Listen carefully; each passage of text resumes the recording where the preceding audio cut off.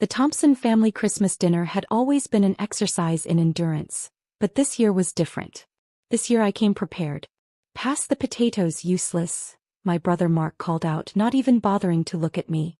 At 35 he still lived in our parents' sprawling Victorian house, contributing nothing but criticism and excuses.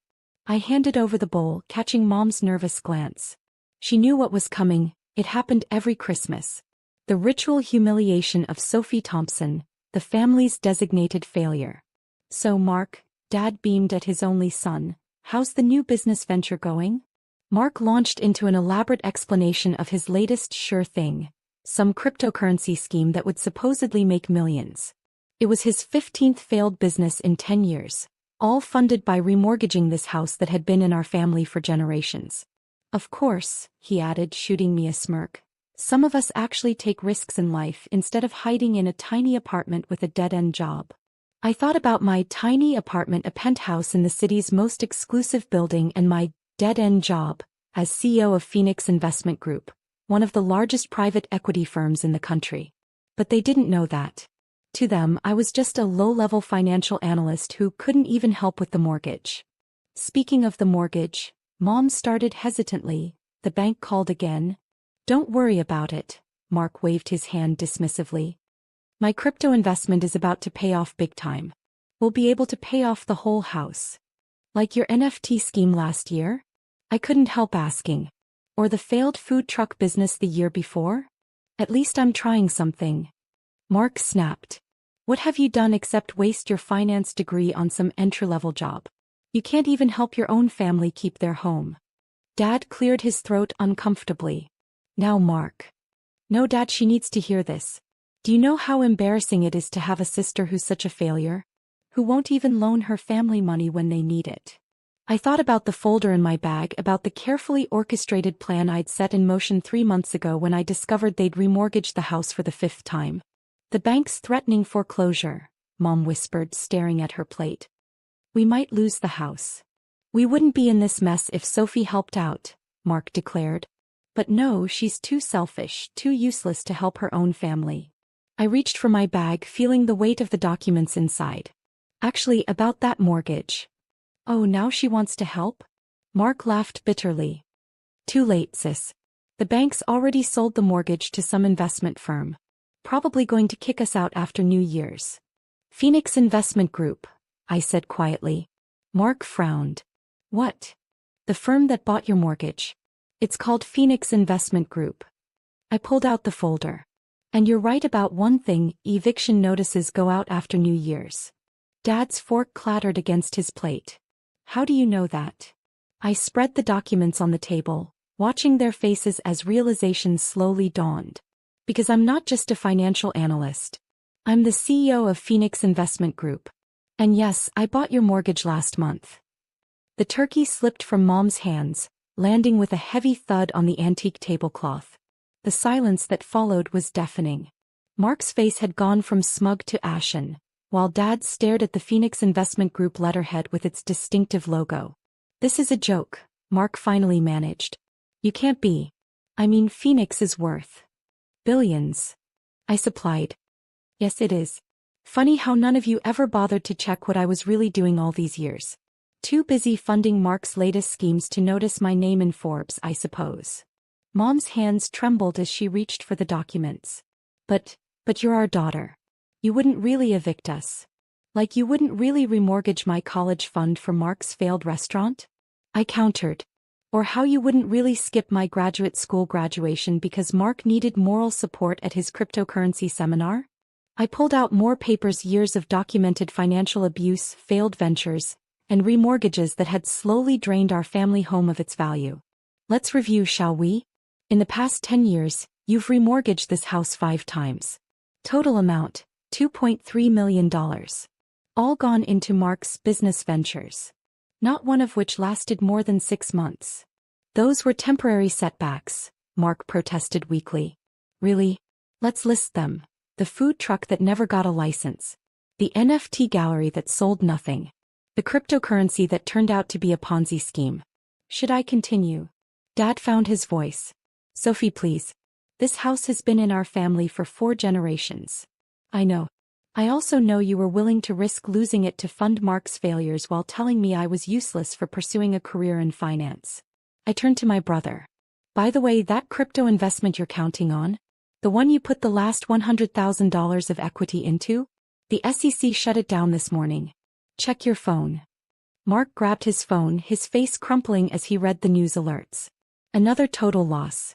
You could have warned me, he shouted. Like you warn Mom and Dad every time you lost their money? Besides, warning you would have been insider trading. Unlike you, I actually understand financial laws. I stood up, straightening my jacket. Armani, not that they'd notice. The eviction notice gives you 30 days. I suggest you start packing. Wait. Mom was crying now. We can work something out. We're family. Family. I laughed, but there was no humor in it. Was it family when you mortgaged my college fund without telling me? When you told relatives I was a disappointment because I wouldn't invest in Mark's schemes? When you spent years treating me like I was worthless because I chose stability over get-rich-quick scams? Mark jumped up, his chair toppling backward. You vindictive bit dash. Careful, I cut him off. Your future landlord might not appreciate that language. Oh wait. I pulled out another document. I also bought the apartment building you were planning to move to. No vacancy for you there either. You can't do this to us, Dad pleaded. Where will we go? I pulled out one final set of papers. I've prepared 3 options. Let's review them, shall we? Just like you all love to review my life choices. The first document landed on the table. Option 1, complete eviction. You leave with whatever you can carry. The house gets renovated and turned into a shelter for victims of financial abuse.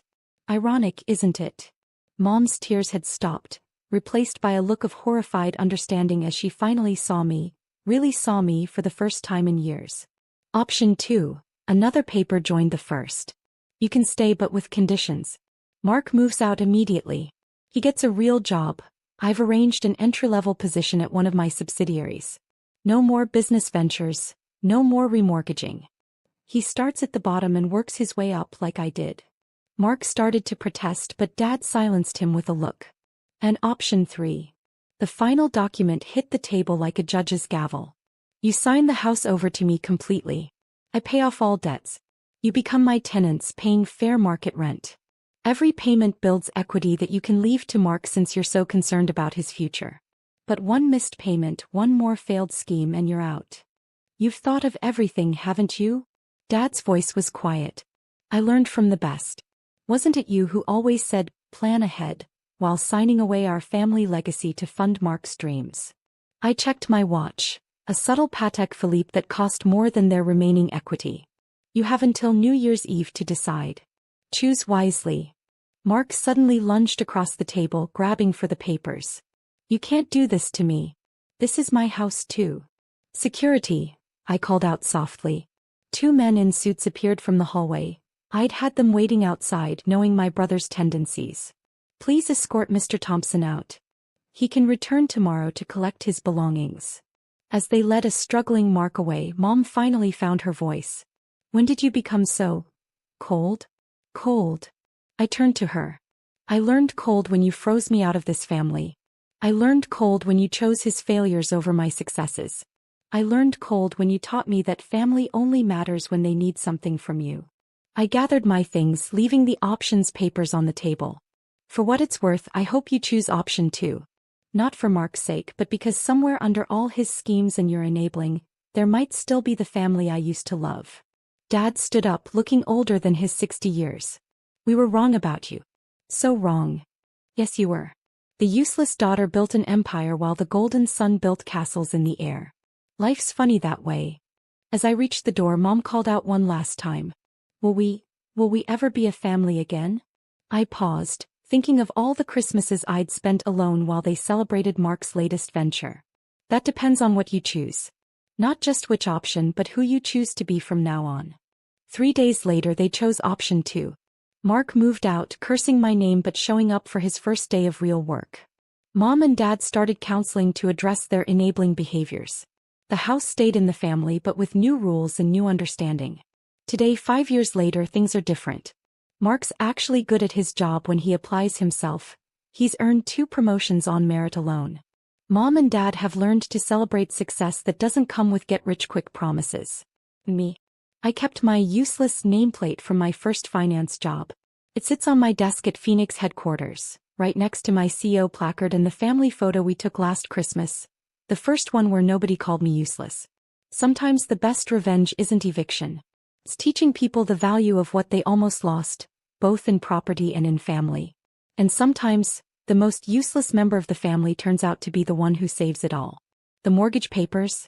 They're framed in my office, a reminder that true worth isn't measured in square footage or failed schemes, but in the wisdom to know the difference between real success and hollow dreams. After all, every empire starts with someone who was once called useless. An unexpected epilogue came last month when Mark approached me with an actual business proposal, his first legitimate one. He'd spent 3 years learning the industry, developing a solid plan for a financial literacy program aimed at preventing others from falling into the same traps he once set. "I know I don't deserve your trust," he said, sliding the business plan across my desk. "But I've learned from my mistakes. And from you." I reviewed his proposal. It was thorough, realistic, and actually addressed a real need in the market. More importantly, it showed how much he'd grown. "You know what the biggest difference is between this and all your other schemes?" I asked him. He shook his head.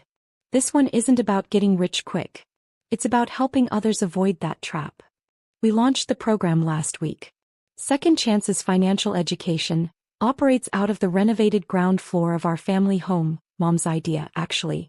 Mark runs it with the same enthusiasm he once had for crypto, but this time channeled into something meaningful. Dad volunteers there twice a week, sharing his own cautionary tale about enabling financial abuse. Mom handles the outreach program, connecting with other families trapped in cycles of failed ventures and remortgages. The useless sister? I'm just the silent partner who makes sure the numbers add up. Because sometimes the best success stories come from the most unexpected sources.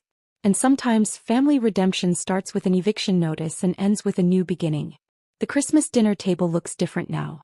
Instead of schemes and insults, we share stories of lives changed through the program. Mark's eyes shine with a new kind of pride, not from dreams of easy money, but from making a real difference. Me. I finally feel at home in our family house again, watching my brother teach others what he learned the hard way, that true worth isn't in get-rich-quick schemes, but in building something real one day at a time. Sometimes the best revenge is watching those who hurt you grow into people worthy of forgiveness.